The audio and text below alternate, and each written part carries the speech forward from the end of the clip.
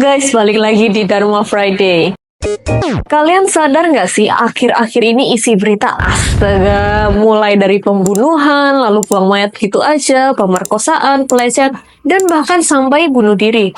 Aku pusing beneran guys, kayaknya nggak ada jeda gitu loh. Baru ada satu kasus yang ramai, tiba-tiba muncul lagi. Kejahatan apa sih yang nggak ada saat ini? Kayaknya ada aja gitu idenya buat berbuat jahat dengan berbagai freestyle. Saking seringnya kejahatan dipertontonkan dan muncul di media, sampai-sampai kok rasanya malah hopeless ya sama hidup. Apakah lebih baik kita meninggal aja? So Hoki, seorang aktivis keturunan Tionghoa Indonesia yang filmnya pernah diperankan oleh aktor ganteng pujaan para wanita yaitu Nicholas Saputra.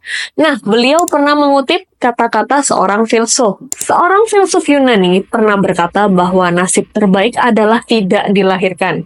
Yang kedua, dilahirkan tapi mati muda. Dan yang tersial adalah umur tua. Kira-kira filsuf Yunani mana yang pernah berkata demikian? Kalau ada yang tahu, boleh bantu kasih tahu aku di kolom komentar ya.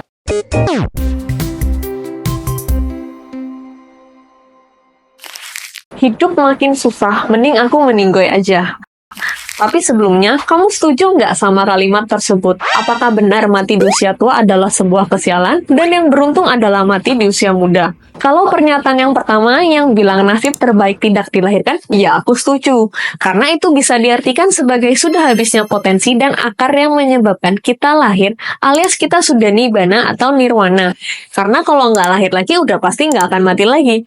Tapi aku nggak yakin sih filsuf Yunani itu sedang membicarakan tentang nibana atau nirwana. Makanya aku juga big no sama pernyataan yang bilang kalau mati muda adalah nasib baik dan mati tua adalah nasib sial. Karena di dalam ajaran Buddha, usia panjang adalah hasil dari wipaka atau buah karma yang baik loh. Buddha selalu bilang di banyak sutta, salah satunya di dalam Dhammapada syair 109, yaitu Ayuwadana Kumara Watu disebutkan, Abiwadana Silisa, Nika Muda Pacaino Catarodama, Wadanti Ayuwano Sukambalam. Yang artinya, barang siapa yang senantiasa menghormati dan menghargai orang yang lebih tua dan berbudi luhur, maka akan bertambah 4 pahala, yakni umur panjang, kecantikan, kebahagiaan, dan kekuatan. Kalimat Ayuwano Sukambalam bisa kalian temui di banyak sutta di dalam ajaran Buddha. Hal itu bermakna 4 keberuntungan, yaitu usia panjang, kecantikan atau keindahan rupa, kebahagiaan, dan kekuatan alias tidak sakit-sakitan alias selalu sehat, dan bahkan kekuatan di sini juga dimaksudkan memiliki pengaruh di dalam masyarakat.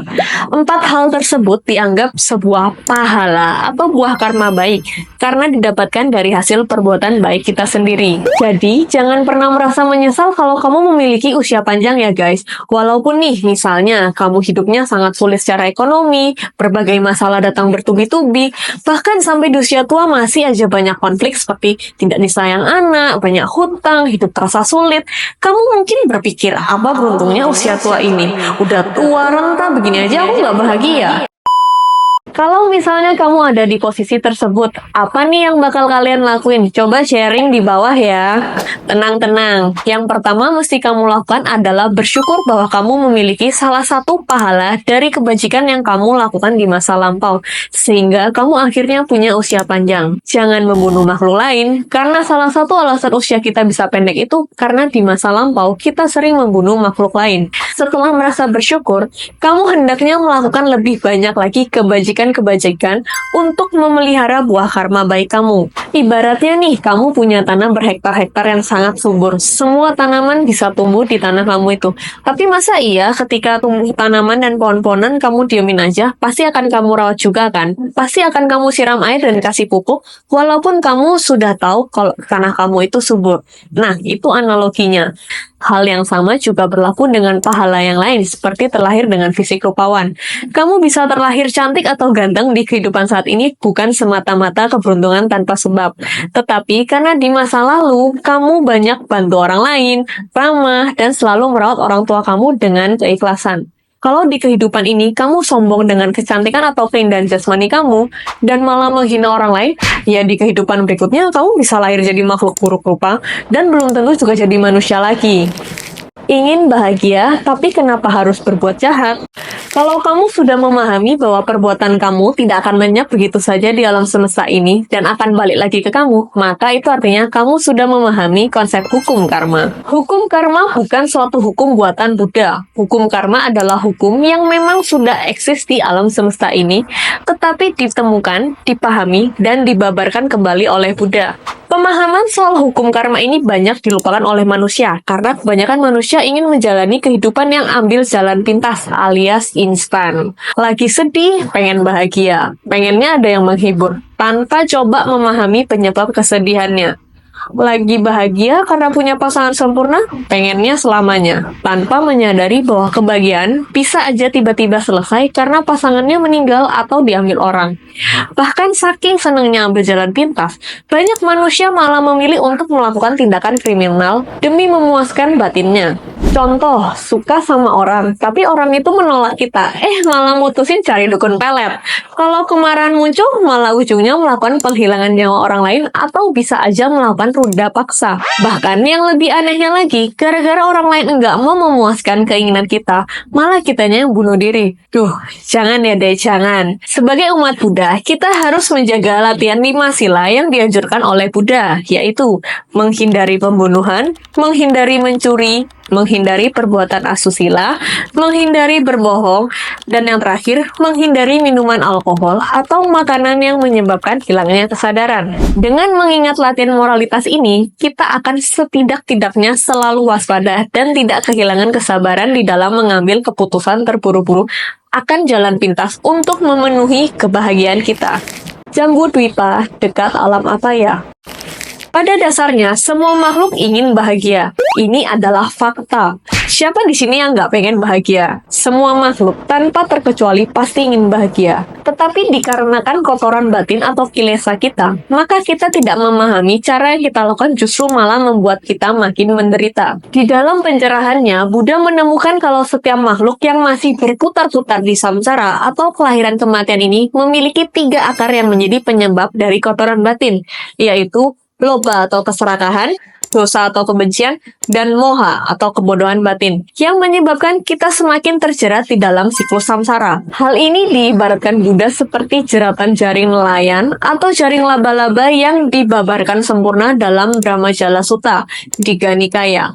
Hal ini pula yang mendasari alasan kenapa para Buddha atau Sammasambuddha atau Buddha yang mengajar selalu lahir di benua manusia bagian selatan dari Gunung Sineru atau Meru yang bernama Jambu Dwipa. Ini kapan-kapan aku bahas secara mendetail ya guys di video berikutnya tentang kosmologi dan alam semesta di dalam ajaran Buddha.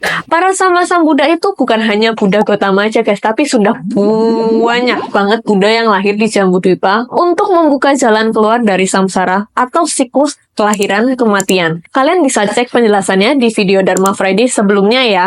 Nah, semua Sammasambuddha ini pasti lahir di Jambu Dwipa. Alasannya karena apa?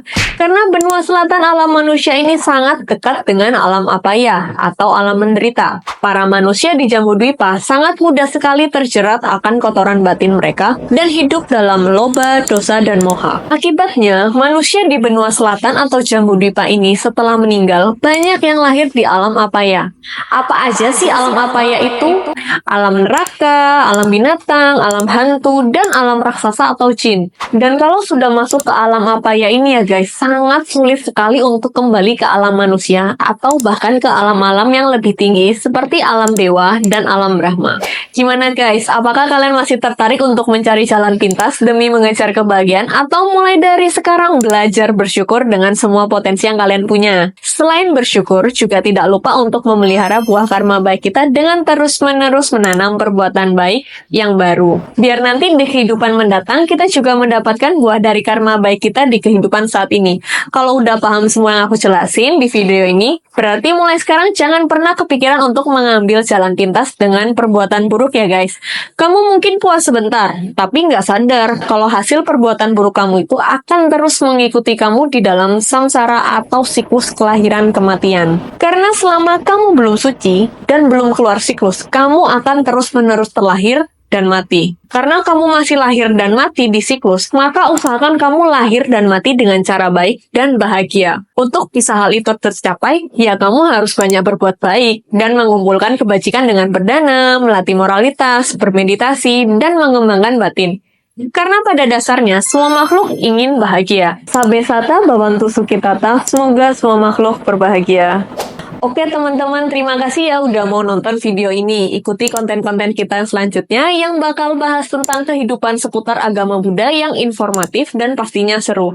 Kalau ada yang mau kasih revisi, pertanyaan, atau menambahkan pendapat, bisa langsung aja tulis di kolom komentar ya. Kita akan diskusikan bareng-bareng guys. Jangan lupa buat like, komen, dan subscribe biar kalian gak ketinggalan update seputar Buddha. Bye-bye!